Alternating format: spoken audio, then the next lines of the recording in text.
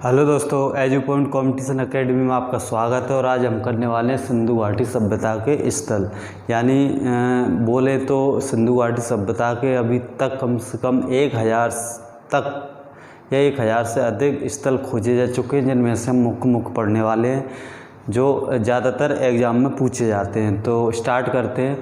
और इसका जो सिंधु घाटी सभ्यता का पूरा बेसिक है, जो जितना भी पॉइंट है वो सारे मैंने पिछले वीडियो में पढ़ा दिए हैं, तो आप पिछला वीडियो देखें फिर आप इन चीज़ों को देखें। तो स्टार्ट करते हैं। पहला है स्थल पढ़ेंगे। पहले स्थल में है हड़प्पा। हड़प्पा के बारे में बताएं तो सिंधु घाटी सभ्यता का सबसे पहला स्थल है जिसको खोजा गया था। और इसकी खोज हुई थी कब? 1921 में इसको खोजा गया था। और खोजकर्ता कौन है? दयाराम साहनी एवं माधव स्वरूप वत्स। स्थिति कहाँ है कि हड़प्पा स्थित है पाकिस्तान के मोंटगोमरी ज़िले में स्थित है। और नदी का नाम है इसका के हड़प्पा रावी नदी के किनारे स्थित है। और इसके यहाँ से जो साक्ष्य मिले हैं, हड़प्पा से जो साक्ष्य मिले हैं वो ऐसे हैं कि कब्रिस्तान मिला हुआ है एक, जिसको नाम दिया गया है R37। और यहाँ से और भी मिला है कि अभिलेख मिले हुए हैं, अभिलेख युक्त मोहरें मिली हुई हैं, स्त्री के गर्भ से निकला हुआ पौधा मिला हुआ है, ईंटों का वृत्ताकार चबूतरा मिला हुआ है, गधे की हड्डियाँ मिली हुई हैं, तांबे की इक्का गाड़ी मिली हुई है, तांबे का पैमाना। यानी तांबे से हम अर्थ लगा सकते हैं कि सिंधु घाटी सभ्यता के लोग तांबे का यूज करते थे। और इक्का गाड़ी मिली हुई है, यानी कि वहाँ पर ट्रांसपोर्टेशन के लिए गाड़ी का यूज होता था। और पैमाना मिला हुआ है, यानी वहाँ के लोग वस्तु का क्रय विक्रय या आयात निर्यात करने के लिए पैमाने का यूज करते थे। अगला है मोहनजोदड़ो, जिसको मृतकों का टीला कहा जाता है। ये क्वेश्चन एग्जाम में कई बार पूछा गया है, तो हमेशा याद रखना कि मृतकों का टीला किसको कहा जाता है? मोहनजोदड़ो को। जिसकी खोज कब की गई थी? 1922 में इसको खोजा गया था राखलदास बनर्जी द्वारा। यह भी कहाँ स्थित है? पाकिस्तान के सिंध प्रांत का लरखाना ज़िले में स्थित है। ये मेन पॉइंट है, आपको ये सारी चीज़ें याद रखना है। कब किसकी खोज की गई, खोजकर्ता कौन है, किस नदी के किनारे, और इससे कौन कौन से साक्ष्य मिले। तो मोहनजोदड़ो है सिंध नदी के किनारे स्थित। अब देखते हैं कि इसमें साक्ष्य क्या मिले।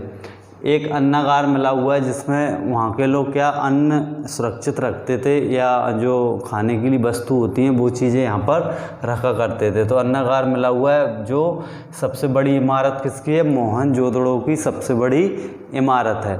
और स्नानागार मिला हुआ है वहाँ से। और पशुपतिनाथ की मूर्ति मिली हुई है, जिसके चारों ओर हाथी, गैंडा, चीता एवं भैंसा विराजमान है। और एक और चीज़ मिली हुई है, नर्तकी की कांसे की मूर्ति, यानी कांसे की नर्तक करते हुए कांसे की मूर्ति मिली हुई है। इससे ये अंदाज़ा लगाया जा सकता है कि सिंधु घाटी सभ्यता के लोग डांस के या जो नृत्य होता है उसके शौकीन थे। और शवों को जलाने की प्रथा मिली हुई है, यानी शवों को जलाना यानी हिंदू प्रथा के साक्ष्य मिले हुए हैं कि यह सभ्यता एक हिंदू सभ्यता रही होगी। और यहाँ से और साक्ष्य मिले हुए हैं, जैसे शवों को जलाने की प्रथा का मतलब है कि यहाँ पर हिंदू प्रथा रही होगी। जैसे कि हम देखते हैं कि हिंदुओं में भी अभी क्या रहता है कि शवों को जलाया जाता है। और पिग्गट ने बात कही है कि जो हड़प्पा है और मोहनजोदड़ो है, दोनों को हड़प्पा प्लस मोहनजोदड़ो को जुड़वा राजधानी कहा है, क्योंकि इनके जो कामकाज थे, यहाँ के जो मकान बनाने की तरीके थे, यहाँ पर रहन सहन था बिल्कुल सेम हो सकता है, इसलिए। अगला देखते हैं चनहूदड़ो। और चनहूदड़ो स्थल की खोज की गई थी 1931 में। खोजकर्ता थे कौन? गोपाल मजूमदार। और ये स्थित है सिंध प्रांत पाकिस्तान में। और नदी का नाम है सिंधु नदी, यानी सिंधु नदी के किनारे है, बसा हुआ था। और इसमें साक्ष्य मिले हैं झूंकर झांकर संस्कृति के अवशेष मिले हुए हैं। एक संस्कृति थी, उस टाइम पे जो संस्कृति चलती थी उसके साक्ष्य मिले हुए हैं। और एकमात्र नगर जो दुर्गीकृत था, यानी ये जो चनहूदड़ो नगर था वो एकमात्र ऐसा नगर था जिसको दुर्गीकृत किया गया था। और साक्ष्य मिले हुए हैं, मन के बनाने का कारखाना मिला हुआ है, लिपस्टिक मिली हुई है, ईंट पर बिल्ली का पीछा करते हुए कुत्ते के पंजे के चिन्ह। यानी कि जैसे कि हम मन के बनाने का कारखाना, यानी वहाँ पर क्या जो मटके बनाए जाते थे, जो वहाँ पर पीने के लिए, पानी रखने के लिए जो चीज़ें बनाई जाती थी, उसका कारखाना मिला हुआ है, लिपस्टिक मिला हुआ है। तो इससे अंदाज़ा लगाया जा सकता है कि वहाँ के लोग भी श्रृंगार करने में बहुत आगे थे, यानी श्रृंगार को भी महत्व दिया करते थे। अगला देखते हैं, लोथल स्थल मिला हुआ है। लोथल की खोज की गई थी 1955 में की गई थी, 1955 और 62 में। खोजकर्ता कौन है? रंगनाथ राव हैं और स्थिति है इसकी गुजरात का अहमदाबाद जिला। नदी का नाम है भोगवा, यानी कि जो लोथल है भोगवा नदी के किनारे बसा हुआ है। और यहाँ पर साक्ष्य मिले हुए हैं सिंधु सभ्यता का प्रमुख बंदरगाह, यानी बंदरगाह का मतलब होता है कि जहाँ पे जहाज़ें रुकती हैं, जहाज़ें बनाई जाती हैं, जहाँ से ट्रांसपोर्टेशन होता है समुद्र के किनारे। तो सिंधु घाटी सभ्यता का प्रमुख एक बंदरगाह कौन है? लोथल। और सैंधवकालीन घोड़े के अस्थि पंजर मिले हुए हैं। तो क्वेश्चन कैसे भी आ सकता है, एग्जाम में ऐसा पूछ सकता है कि सिंधु घाटी सभ्यता का प्रमुख बंदरगाह कौन सा है? तो लोथल है। घोड़े के अस्थि पंजर कहाँ से मिले हैं? तो लोथल से मिले हुए हैं। अन्नागार पूछ सकता है जो मोहनजोदाड़ो से मिले हैं। अभिलेखयुक्त मोहरों की पूछ सकता है जो कहाँ से मिली है? हड़प्पा से मिली हुई है। तो इस तरीके से एग्जाम में कुछ भी पूछ सकता है। और लोथल से क्या मिला हुआ है? चावल के साक्ष्य मिले हुए हैं, यानी चावल के साक्ष्य मतलब कि लोथल में चावल की खेती की जाती थी। और फारस की मोहरें मिली हुए हैं। तो फारस की मोहरों से पता लगाया जा सकता है कि सिंधुवासी फारस से व्यापार किया करते थे। और बाजरे के साक्ष्य मिले हुए हैं। 3 युगल समाधियाँ मिली हुई हैं, यानी 3 लोगों को दफनाने की वहाँ पर प्रथा थी, ऐसा साक्ष्य मिला हुआ है। 3 युगल का मतलब होता है कि पति पत्नी हो सकता है, एक कुत्ता साथ में गाड़ने की प्रथा भी थी शायद वहाँ पर, तो वो भी हो सकती है कि पति पत्नी कुत्ता, या 3 इंसानों को एक साथ गाड़ने की प्रथा, कुछ भी हो सकता है। अगला देखते हैं, कालीबंगन। कालीबंगन को अन्य नाम से जाना जाता है काले रंग की चूड़ियाँ। काली बंगन, बंगन मतलब वैसे भी चूड़ियाँ होता है, तो इसका एक हमेशा याद रखना है, ऐसा क्वेश्चन पूछ सकता है कि काले रंग की चूड़ियाँ किसको जाना जाता है? तो काली बंगन को काले रंग की चूड़ियों से व्यक्त किया जाता है। और इसकी खोज कब की गई थी? 1953 में काली बंगन की खोज की गई थी। खोजकर्ता कौन थे? बीवी लाल और बीके थापर। और कालीबंगन का स्थान जो है वो राजस्थान का हनुमानगढ़ जिला है। और घग्गर नदी के किनारे कालीबंगन बसा हुआ था। और यहाँ से प्रमुख साक्ष्य मिले हुए हैं। शल्य क्रिया मतलब यहाँ पर जो डॉक्टरी टाइप का जो इलाज किया जाता था, जो औषधियों द्वारा इलाज किया जाता था, वो उसके साक्ष्य मिले हुए हैं। शल्य क्रिया मिली हुई है। भूकंप के प्राचीन साक्ष्य मिले हुए हैं। तो क्वेश्चन बन सकता है कि सिंधु घाटी सभ्यता का ऐसा कौन सा स्थल है जहाँ से प्रथम भूकंप के साक्ष्य मिले हुए हैं? और अगला है, जुते हुए खेत मिले हुए हैं। जुते हुए खेत का मतलब है कि ये लोग जो सिंधु घाटी के लोग होते थे खेती भी किया करते थे। और हवन कुंड मिला हुआ है। अग्नि पूजा मिली हुई है, जो वेदी रहती है, वेदिका रहती है जिसमें हवन किया जाता है, उस तरीके का मिला हुआ है। युग में समाधियाँ मिली हुई हैं। एकमात्र स्थल जिसका निचला शहर भी किले से घिरा हुआ था, यानी कि जो कालीबंगन शहर है उसका एक, जैसे बोल सकते हैं कि सिंधु घाटी सभ्यता का एकमात्र शहर कालीबंगन है, जिसका निचला भाग भी किसका? किलेनुमा या किलों से घिरा हुआ था। आगे देखते हैं, और भी है इसमें बहुत सारे हम पढ़ने वाले हैं, तो मैं बोर्ड पे लिख दूं जब तक आप इनको देखें। चलिए अगला है रोपड़, यानी छठवा, मतलब क्रम से लिखते जा रहा हूँ मैं, आप लोग पूरा याद करते चलें। वीडियो को 2-3 बार 4 बार 5 बार देखें, पूरा आपको याद हो जाएगा। तो छठवा है रोपड़ स्थल। रोपड़ की खोज की गई थी 1953 से 56 में। और खोजकर्ता थे यज्ञदत्त शर्मा। और इसकी स्थिति है पंजाब का रोपड़ जिला, यानी रोपड़ है पंजाब में। रोपड़ के नाम से ही जाना जाता है क्योंकि रोपड़ नाम के ज़िले में स्थित है। और नदी का नाम है सतलज। सतलज नदी का तो आपको याद ही होगा क्योंकि पंजाब में ही बहती है वो। और साक्ष्य मिले हैं नवपाषाण काल, ताम्रपाषाण काल और प्रारंभिक ऐतिहासिक काल के साक्ष्य, यानी तीनों कालों के साक्ष्य कहाँ पे मिले हुए हैं? रोपड़ में। और मिला हुआ है मानव के साथ कुत्ते दफनाने का साक्ष्य, यानी इंसान जब मर जाता था तो वहाँ पर आदमी को जब दफनाया जाता था तो उसके साथ में एक कुत्ता भी दफनाया जाता था। और मिला हुआ ऐसा माना जाता है कि इस स्थल का विनाश आग लगने से हुआ है। तो क्वेश्चन बन सकता है कि ऐसा कौन सा स्थल प्राप्त हुआ है जिसका साक्ष्य प्राप्त हुआ है कि उसका विनाश आग लगने से हुआ है? तो वो है रोपड़। अगला देखते हैं धौलावीरा। तो धौलावीरा का मतलब होता है सफ़ेद कुआं। ये याद रखना, क्वेश्चन पूछ सकता है कि धौलावीरा का मतलब क्या होता है, अर्थ क्या होता है? तो सफ़ेद कुआं। इसकी खोज की गई थी 1990 से 1991 में और खोजकर्ता थे रविंद्र सिंह बिष्ट और स्थिति है गुजरात का कच्छ जिला। और नदी का नाम है मानसर व मानहर नदी है यहाँ पर। और साक्ष्य में प्राप्त हुआ है यहाँ सिंधु लिपि के 10 बड़े अक्षर सूचना पत्र मिला हुआ है, यानी सिंधु लिपि जो थी, सिंधुवासी जिस भाषा में जिस कोड में लिखते थे उसके 10 बड़े अक्षरों का सूचना पत्र मिला है। और जल प्रबंधन का सर्वश्रेष्ठ उदाहरण मिला हुआ है, यानी धौलावीरा में जो पानी की निकासी होती थी, जो नालों की निकासी होती थी, वो सबसे बेस्ट मिली हुई है। और हड़प्पा सभ्यता की तीनों अवस्थाएं यहाँ पर मिली हुई हैं। अगला है सुतकोतदा। सुतकोतदा की खोज की गई थी 1964 में। खोजकर्ता थे जगपति जोशी और इसकी स्थिति कहाँ है? गुजरात का कच्छ जिला, यानी धौलावीरा और सुतकोतदा एक ही जगह स्थित हैं, गुजरात के कच्छ ज़िले में। और यहाँ का साक्ष्य यहाँ घोड़े के जीवाश्म पाया गया, यानी घोड़े के जीवाश्म यानी उसका स्ट्रक्चर पाया गया है, हड्डियाँ पाई गई हैं।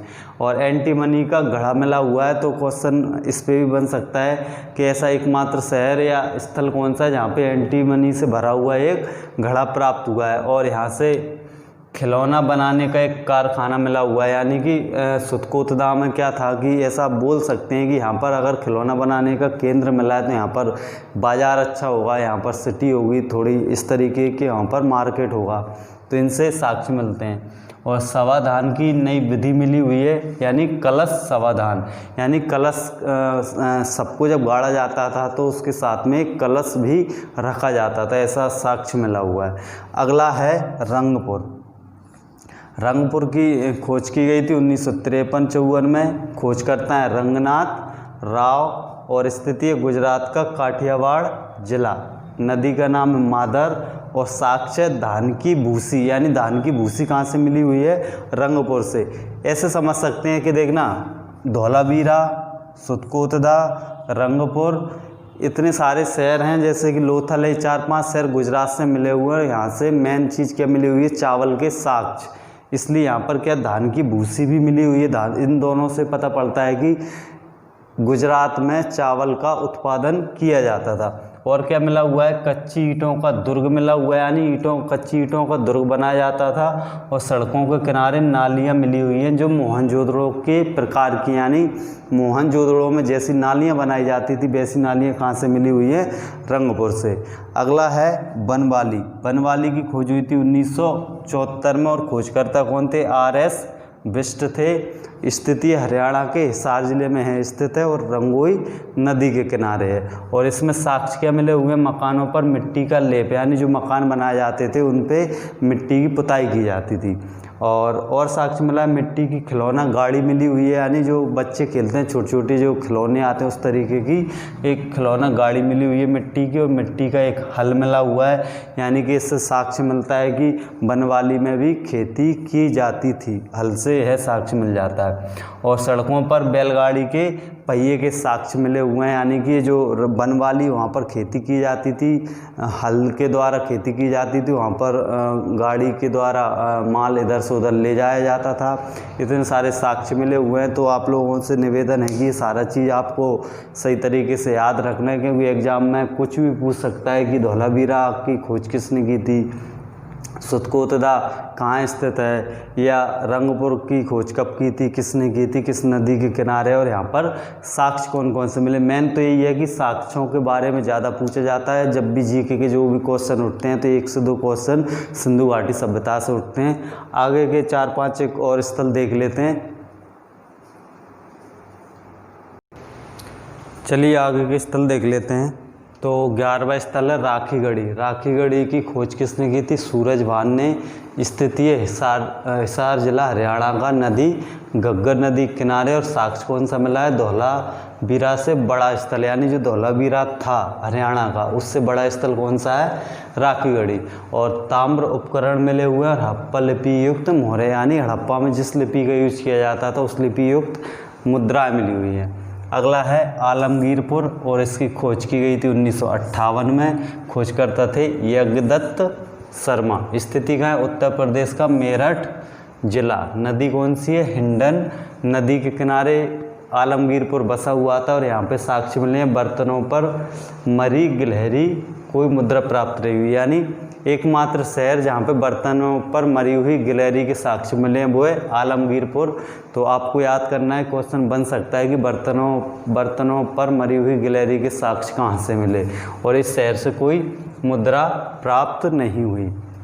अगला है कोटदीजी। कोटदीजी खोज की गई थी 1955 में और खोजकर्ता थे फजल अहमद।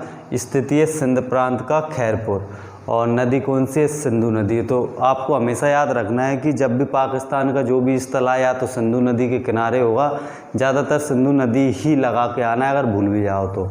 और साक्ष्य कौन से मिले हैं? चर्ट ब्लेड उद्योग के साक्ष्य, दांतीदार प्लेड, पत्थर की चाकी और कांसे की चूड़ी और विशाल सुरक्षा प्राचीर, यानी कि कोटदीजी से सुरक्षा प्राचीर यानी जो बाउंड्री होती है वो इतनी बड़ी मिली हुई है जो और शहरों से ज़्यादा। और क्या मिला है? कांसे की चूड़ी।